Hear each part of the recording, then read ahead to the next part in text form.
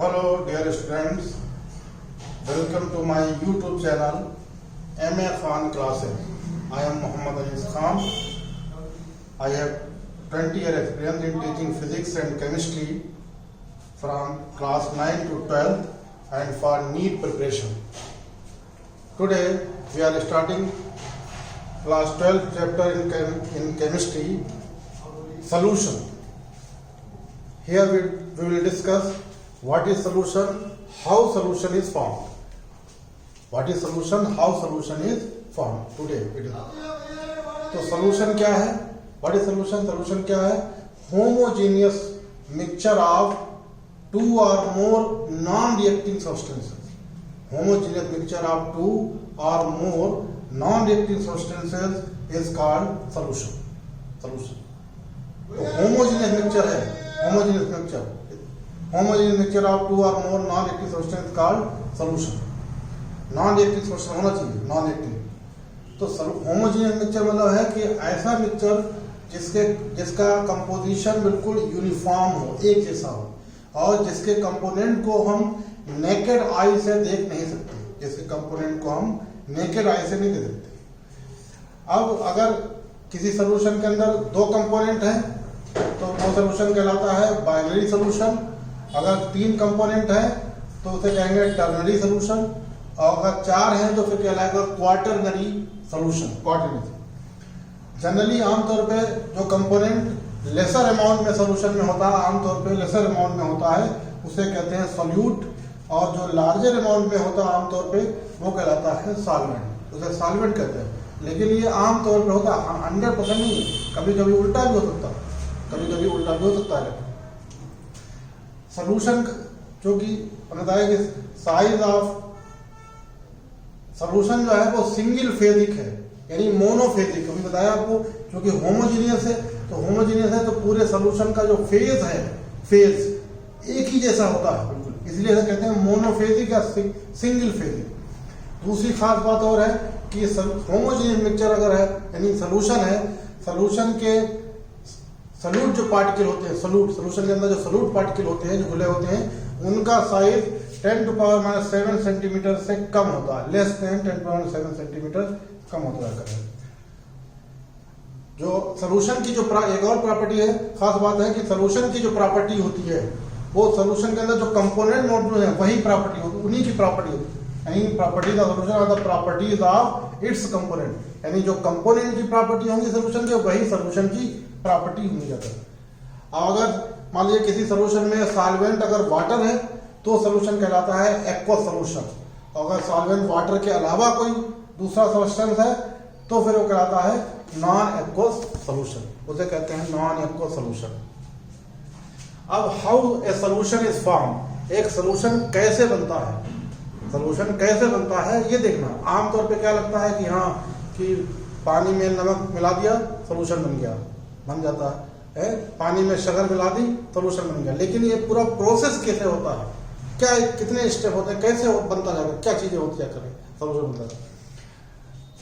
Actually में क्या है, लिक्विड है या सॉलिड है, इनके मॉलिक्यूल के बीच एक फोर्स लगता है, फोर्स ऑफ अट्रैक्शन लगता है. मॉलिक्यूल आपस में एक फोर्स से बंधे रहते हैं, वो फोर्स क्या कहलाता है, intermolecular force of attraction. Intermolecular force of attraction जो सॉलिड और लिक्विड के मॉलिक्यूल की भी लगता है, और यही फोर्स क्या करता है, सॉल्यूशन के बनने में एक इंपॉर्टेंट रोल अदा करता है. एक्चुअली में जब सॉल्यूट को सॉल्वेंट के साथ मिक्स करते हैं तो तीन तरीके के फोर्स लगते हैं. सॉल्वेंट के बीच, सॉल्वेंट मॉलिक्यूल के बीच इंटरेक्शन वाला फोर्स लगता है, फिर सॉल्यूट के बीच इंटरेक्शन ऑफ फोर्स लगता है, और फिर सॉल्वेंट और सॉल्यूट के बीच इंटरेक्शन ऑफ फोर्स लगता है. सॉल्यूशन जो प्रोसेस है, सॉल्यूशन प्रोसेस जो होता है उसमें 3 स्टेप होते हैं. सॉल्यूशन प्रोसेस में 3 स्टेप होते हैं. पहला है separation of solvent molecule, solvent molecule का आपस में अलग हो जाना. दूसरा है separation of solute molecule, solute molecule का आपस में अलग हो जाना. जब सॉल्वेंट और सॉल्यूट जब अलग हो जाएंगे तो सॉल्वेंट और सॉल्यूट क्या होंगे, आपस में मिलेंगे. फिर intermixing of solvent solute molecule, solvent solute molecule की इंटरमिक्सिंग होती जाकर आपस में मिलते हैं.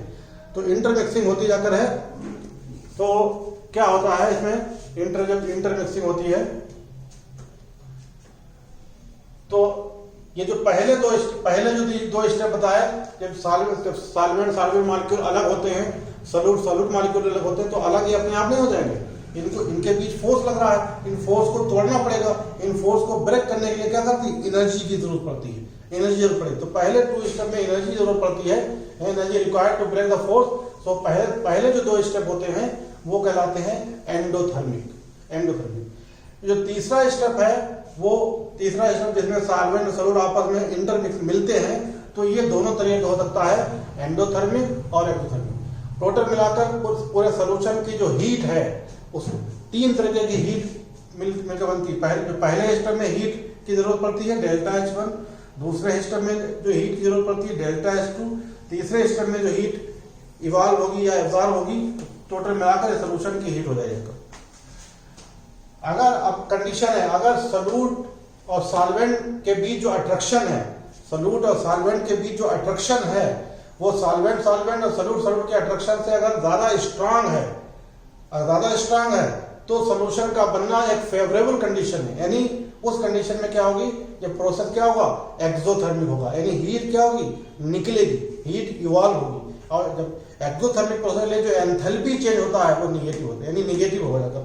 कब, जब सॉल्यूट और सॉल्वेंट के बीच अट्रैक्शन फोर्स जो है सॉल्वेंट और सॉल्यूट के अट्रैक्शन फोर्स से ज्यादा स्ट्रांग हो, तो सॉल्यूशन का बनना फेवरेबल होता है। ऐसे अगर मान लीजिए वीक है, सॉल्यूट और सॉल्वेंट के अट्रैक्शन फोर्स जो है सॉल्वेंट और सॉल्यूट के अट्रैक्शन फोर्स से अगर वीक है, तो फिर सब ये जो होगा एंडोथर्मिक प्रोसेस होगा, यानी हीट यहाँ पर एब्जॉर्ब होगी। और ये जो कंडीशन है, ये सॉल्यूशन के बनने में फेवरेबल कंडीशन नहीं है यहाँ, क्योंकि यहाँ हीट की जरूरत पड़ेगी। और अगर देखें, अगर एक्चुअली में देखें तो सोल्यूशन का बनना 2 फैक्टर इन्हें गवर्न करते हैं। सोल्यूशन के बनने से को कंट्रोल कौन करता है, 2 फैक्टर कंट्रोल करते हैं। एक है एनर्जी या enthalpy factor delta H solution, दूसरा है entropy factor delta H solution. अब अगर देखें तो डेल्टा H और डेल्टा S किस में इन्वॉल्व होता है, डेल्टा, ये फार्मूला पढ़ा है, थर्मोडायनामिक्स फार्मूला पढ़ाया जाता है कि delta H equal to delta H minus T delta S। तो डेल्टा H और डेल्टा S पर डिपेंड करता है। इसका मतलब क्या है कि किसी सब्सटेंस का डिसोल्यूशन, किसी सब्सटेंस का सॉल्वेंट में घुलना किस पर डिपेंड करेगा, फ्री एनर्जी चेंज पर डिपेंड करता है। किसी सोल्यूशन का जो है, किसी सब्सटेंस का सॉल्वेंट में डिसोल्यूशन मतलब घुलना डिपेंड करता है किस पर, फ्री एनर्जी चेंज पर। अगर फ्री एनर्जी चेंज अगर निगेटिव है, तो प्रोसेस क्या होगा, स्पॉन्टेनियस होगा। और स्पॉन्टेनियस होने मतलब क्या है कि सब्सटेंस घुल जाएगा, सब्सटेंस जो है वो घुल जाएगा। और अगर delta G gives free energy change positive है, तो प्रोसेस होगा नॉन स्पॉन्टेनियस। और नॉन स्पॉन्टेनियस मतलब क्या है, सब्सटेंस नहीं घुलेगा, सब्सटेंस जो है नहीं घुलेगा। तो ये हो गया कि हमने आज इतना बताया आपको कि सॉल्यूशन क्या होता है और सॉल्यूशन कैसे बनता है। पूरा एक प्रोसेस है, ऐसा नहीं कि यहाँ पर पानी में नमक मिला दिया तो बन गया, लेकिन इसके लिए पूरा एक प्रोसेस है, इतनी चीजें इन्वॉल्व होती है। तो आज का टॉपिक इतने ही है। अगर आपको वीडियो अच्छा लगा है तो शेयर कीजिए, लाइक कीजिए, और अगर कोई चीज इसमें आपको कमेंट भी कर सकते हैं। कोई अगर इसमें कोई चीज पूछना है तो कमेंट बॉक्स में जाकर कमेंट भी कर सकते हैं। Thank you.